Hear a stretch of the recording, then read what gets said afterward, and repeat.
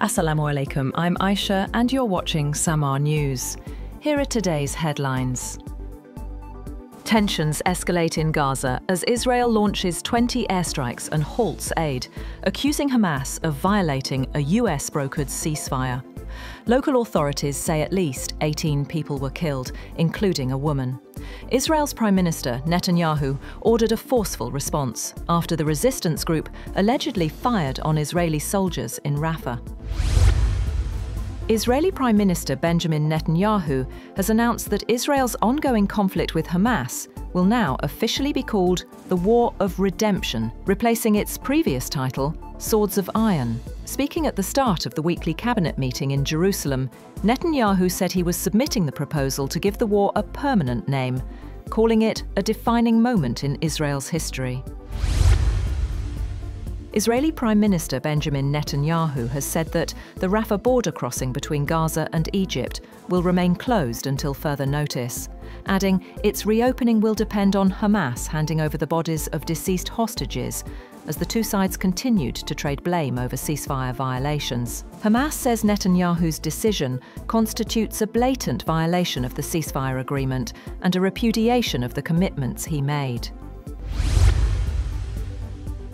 An alliance between the Afghan Taliban and militant group Fitna al-Khawarij has been exposed after the arrest of a suicide bomber in South Waziristan. Frontier Corps Khyber Pakhtunkhwa South arrested the suspect from Kandahar, who revealed that young Afghans are being recruited and radicalized to target Pakistan's forces. He confessed that he was trained in South Waziristan under a commander named Ammar Hamas, who taught recruits how to carry out suicide attacks. The bomber said he realized during training that Pakistani soldiers are also Muslims and such attacks are religiously forbidden.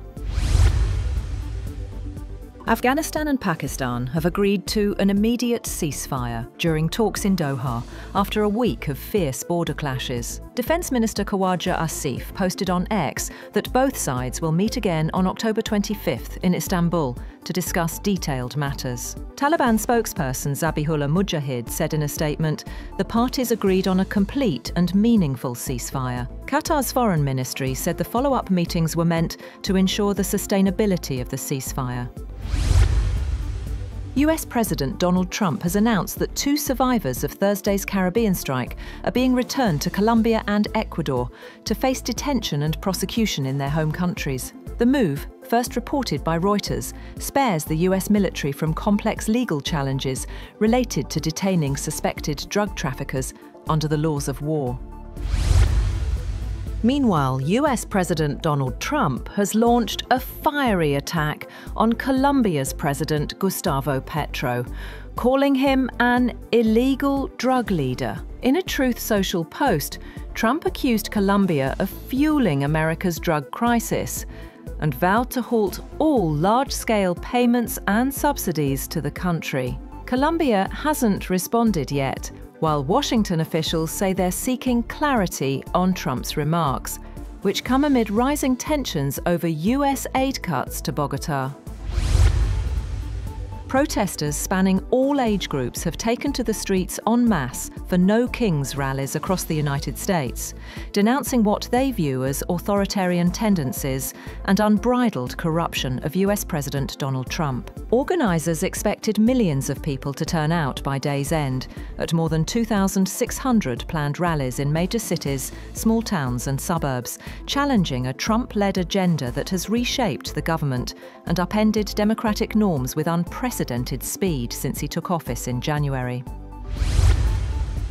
President Trump has dismissed claims that he's behaving like a monarch, saying he is not a king, a day after millions joined nationwide rallies accusing him of authoritarianism and corruption. In an interview, Trump also addressed rising trade tensions with China, confirming plans to meet President Xi Jinping later this month in South Korea, after both sides slapped fresh tariffs and export controls on each other.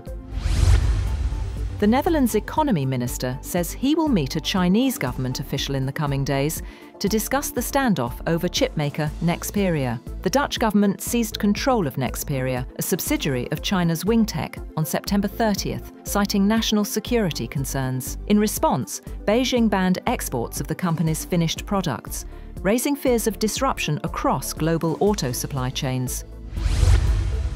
In Russia, a Ukrainian drone attack has targeted a gas plant in the Orenburg region, sparking a fire at one of its workshops. The governor confirmed that emergency services were working to control the blaze and no employees were injured. The attack caused partial damage to the facility, adding to recent tensions between Moscow and Kyiv. Ukrainian President Zelensky has said that Kyiv is striking Russian oil refineries almost daily to bring Russia back to reality. He also revealed Ukraine has thousands of drones ready for an offensive, but needs American missiles. With some support from the US and European allies, Zelensky is calling for a coalition of 26 countries to ensure Ukraine's security after the war. Pakistan marks a historic milestone in its space journey with the successful launch of its first hyperspectral imaging satellite, HS-1, from China. The satellite promises to revolutionize environmental monitoring, urban planning and agricultural management across the country. The HS-1 hyperspectral imaging satellite is equipped with cutting-edge sensors capable of capturing data across 130 spectral bands, allowing for detailed observation of land, water and atmospheric conditions.